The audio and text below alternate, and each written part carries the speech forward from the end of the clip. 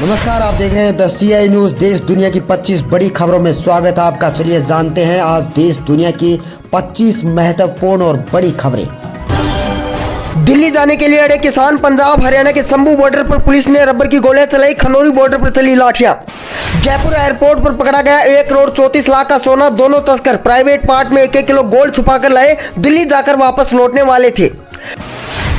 UAE पहुंचे PM Modi. Guard of honour से स्वागत। कहा लगता है अपने घर पर आया हूं। राष्ट्रपति अल नहायन के साथ यूपीआई किया लॉन्च। महाराष्ट्र के पूर्व सीएम अशोक चव्हाण भाजपा में शामिल। कल ही दिया था विधायक पद से इस्तीफा। राज्यसभा भेजे जा सकते हैं। उद्धव ठाकरे बोले ये कारगिल के शहीदों का होगा अपमान। आम आदमी पार्टी का कांग्रेस को 1 लोकसभा सीट का प्रपोजल। कहा दिल्ली में कांग्रेस एक भी सीट के हकदार नहीं, हम तो गठबंधन से धर्म निभा रहे। आज की सबसे बड़ी खबर आपको बता दें, कतर से कैसे रिहा हुए 8 पूर्व नौसैनिक। मोदी की मीटिंग से LNG डील तक सरकार ने क्या क्या किया, जानिए सब कुछ इस वीडियो में। क्या है AMU की कोर्ट जिस पर मचा है बवाल। 180 मेंबर से ज्यादा मुस्लिम हिंदू स्टूडेंट्स बोले हमारे साथ हुआ भेदभाव। लालू और तेजस्वी यादव कहां पर चुके, सरकार तोड़ने गए थे। 3 विधायक गवाए। जदयू भाजपा विधायक पर नजर रखी, अपने ही विधायकों को भाप नहीं पाए लालू यादव। राजस्थान में कांग्रेस के दिग्गज नहीं लड़ना चाहते लोकसभा चुनाव। भाजपा में हर सीट के लिए 3 से 5 दावेदार। दिल्ली की बैठकों में तय हो सकते हैं कैंडिडेट्स। उत्तराखंड DGP बोले हल्द्वानी हिंसा सांप्रदायिक नहीं थी, निर्दोषों के खिलाफ कार्रवाई नहीं करेंगे। गुरुवार को हुई हिंसा में 6 की गई जान। राहुल गांधी का बड़ा बयान। बोले MSP की लीगल गारंटी देंगे। अंबिकापुर में कहा सरकार बनते ही इसे लागू करेंगे। खड़गे बोले चाय बेचो लेकिन देश नहीं। सेंसेक्स 482 अंक चढ़कर 71,555 पर बंद। निफ्टी में भी 127 अंक की तेजी रही। पेटीएम का शेयर 10% फिसला। 75,000 करोड़ रुपए की ठगी का शिकार हुए अमेरिकी। फेडरल ट्रेड कमीशन 2023 की रिपोर्ट। सबसे ज्यादा निवेश में गंवाई 38,000 करोड़ रुपए। नीदरलैंड के पूर्व PM पत्नी की इच्छा मृत्यु। हाथ में हाथ लेकर दम तोड़ा। वाइफ को आखिरी वक्त तक माय गर्ल कहते रहे ड्राइस वेनेगत। 22 रेप पीड़िताओं के नाम एड्रेस थे फर्जी। कांग्रेस नेता और पूर्व आयुक्त के खिलाफ अब फिर से 8 FIR दर्ज। जानिए पूरा मामला। गुजराती ठग वाले बयान पर तेजस्वी यादव का माफीनामा मंजूर। सुप्रीम कोर्ट ने आपराधिक मानहानि की शिकायत रद्द की। प्रियंका गांधी को रायबरेली से चुनाव लड़वाने की तैयारी। सोनिया गांधी को राजस्थान से राज्यसभा भेजने की संभावना। खड़गे के घर कांग्रेस की बैठक में हुई चर्चा। सुप्रीम कोर्ट का चुनाव आयुक्त अधिनियम 2023 पर रोक लगाने से इनकार। केंद्र को नोटिस भेजा। NGO की याचिका पर कहा संवैधानिक वैधता कभी भी निरर्थक नहीं होती। जनरल विपिन रावत की प्रतिमा का अनावरण। रक्षा मंत्री राजनाथ सिंह ने कहा जनरल रावत अगली पीढ़ी के लिए इंस्पिरेशन। राजस्थान में 20,000 लोगों ने बदला धर्म। धर्मांतरण कार्यक्रम में कैंसर ठीक करने, मरे हुए बच्चों को जिंदा करने का दावा। आयोजक गिरफ्तार। छत्तीसगढ़ में कांग्रेस की न्याय यात्रा में मोदी मोदी के लगे नारे। कोरबा में राहुल गांधी बोले भाजपा ने विरोध करने भेजा, मुझसे मिले तो खिले उनके चेहरे। जयंत चौधरी ने NDA में जाने की पुष्टि की। बोले विधायकों से बातचीत के बाद फैसला लिया। दादा को भारत रत्न मिलना हमारे लिए सम्मान की बात। ED ने फारूक अब्दुल्ला को भेजा नया summon. Jammu and Kashmir cricket association से जुड़े मनी लॉन्ड्रिंग केस में होगी पूछताछ। उत्तराखंड के बाद असम में UCC की तैयारी। CM हेमंत बोले बहु विवाह को क्रिमिनल ऑफेंस में लाएंगे, आदिवासियों को इससे रखेंगे बाहर।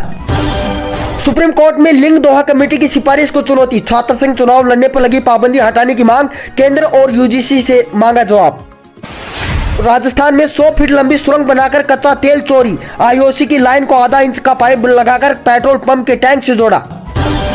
किसान आंदोलन के कारण राजस्थान में ट्रैफिक डाइवर्ट। मेगा हाईवे पर गाड़ियों को रोका। पुलिस तैनात। 3 जिलों में नेटबंदी। प्रधानमंत्री मोदी ने की PM सूर्य घर योजना की घोषणा। हर महीने 300 यूनिट मुफ्त मिलेगी बिजली। हल्द्वानी हिंसा के बाद 500 मुस्लिमों ने किया पलायन। प्रशासन ने मुख्य आरोपी को दिया 2.5 करोड़ वसूली का नोटिस। 500 में काशी दर्शन। बनारस जाने वालों को योगी सरकार की सबसे बड़ी सौगात। अब सिर्फ 500 रुपए में होंगे काशी दर्शन। कब आएगी PM किसान की 16वीं किस्त। देखें 2024 की नई लिस्ट। कौन कौन है शामिल, खाते में कितने आएंगे पैसे, जानिए सब कुछ। भारतीयों के सकुशल वापसी के पीछे PM और NSA अजीत डोभाल की सक्रियता। पूर्व नौसैनिक कमांडर की बहन ने कही है बड़ी बात। इंदिरा गांधी के बाद जिस देश की तरफ किसी भारतीय प्रधानमंत्री ने पलटकर नहीं देखा, पीएम मोदी वहां क्यों जा रहे 7वीं बार? कतर से कैसे रिहा हुए 8 पूर्व नौसैनिक? मोदी की मीटिंग से एलएनजी डील तक सरकार ने क्या क्या किया, जानिए सब कुछ इस वीडियो में। प्रधानमंत्री मोदी आज यानी मंगलवार को 2 दिन के यूएई दौरे पर रहेंगे। 13 और आज को जब प्रधानमंत्री यूएई जा रहे हैं तो यह दर्ज किया जाना चाहिए कि यह 2014 में पीएम बनने के बाद उनकी संयुक्त अरब अमीरात की 7वीं यात्रा होगी। न सिर्फ ये बल्कि पिछले 8 महीनों में पीएम तीसरी मर्तबा मध्य पूर्व के इस देश जा रहे हैं। इस दौरान पीएम की मुलाकात यूएई के राष्ट्रपति शेख मोहम्मद बिन जायद अल नहयान के साथ होगी। हाल ही के दिनों में दुनिया में जो घटनाक्रम हो रहे हैं उसके आईने में दोनों देश द्विपक्षीय संबंधों को नई धार देने की कोशिश करेंगे। सरकारी बयानों की माने तो दोनों देशों के बीच रणनीतिक साझेदारी, आपसी हित से जुड़े क्षेत्रीय और अंतर्राष्ट्रीय मुद्दों पर गहरी विस्तृत बातचीत की जाएगी। प्रधानमंत्री मोदी की मुलाकात राष्ट्रपति के अलावा यूएई के राष्ट्रपति, प्रधानमंत्री, रक्षा मंत्री से भी तय है। पीएम दुबई में विश्व सरकार शिखर सम्मेलन में भी हिस्सा लेंगे और फिर एक भाषण देंगे। दुबई के बाद पीएम का कार्यक्रम अबू धाबी का है। यहां भी अबू धाबी के पहले हिंदू मंदिर BAPS का उद्घाटन करेंगे। यही उनका एक कार्यक्रम भारतीय समुदाय को संबोधित करने का भी है। भारत यूएई संबंध राजनीतिक, सांस्कृतिक और आर्थिक बुनियादों पर टिके हैं। भारत यूएई की निकटता का सबसे मजबूत आधार द्विपक्षीय व्यापार है। 2020-23 के आधिकारिक आंकड़ों पर अगर नजर डालें तो इस दौरान भारत और यूएई के बीच लगभग 85 बिलियन अमेरिकी डॉलर का व्यापार हुआ है। यह तो व्यापारिक साझेदारी हुई। भारत के लिए यूएई इसलिए भी जरूरी है क्योंकि वह 2022-23 के दौरान भारत में FDI निवेश करने वाले टॉप 4 देशों में शामिल था। संयुक्त अरब अमीरात में भारतीय समुदाय के तकरीबन 35 लाख लोग रहते हैं। भारतीय समुदाय यूएई का सबसे बड़ा प्रवासी समूह है। दोनों देशों के बीच फरवरी 2022 में एक व्यापक आर्थिक साझेदारी समझौते पर दस्तखत हुए थे। इस संबंधों में मील का पत्थर माना गया। भारत और यूएई संबंधों का एक मजबूत आधार साल 1976 में तत्कालीन राष्ट्रपति फखरुद्दीन अली अहमद ने रखा। वे यूएई तब गए थे। इसके बाद 2003 और 2010 के बीच तत्कालीन राष्ट्रपति यूएई के आधिकारिक दौरे पर रहे, मगर प्रधानमंत्री को लेकर यह सिलसिला कुछ खास परवान चढ़ता नहीं दिखा।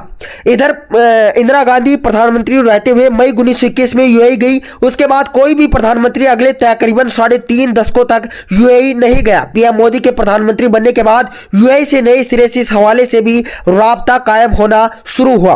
पीएम 2015, 18, 19, 22, 23 में 2 बार और 24 की शुरुआत में ही यूएई के दौरे पर होंगे। इस तरह अपने 10 साल के कार्यकाल में पीएम मोदी ने कुल 7 मर्तबा यूएई को तरजीह दी है।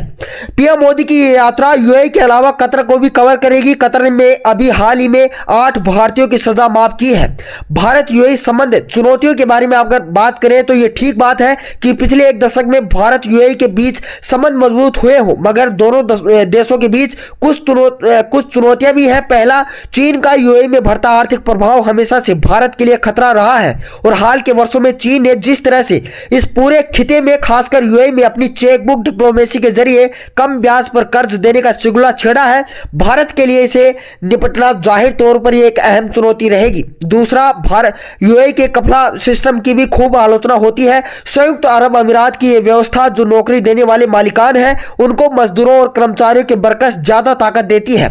इस कारण यूएई पर मानवाधिकार उल्लंघन के भी गंभीर आरोप लगते रहे हैं। चूंकि बड़ी संख्या में वहां भारतीय कामगार हैं, यह चिंता भारतीयों से भी बहुत हद तक जुड़ी हुई है।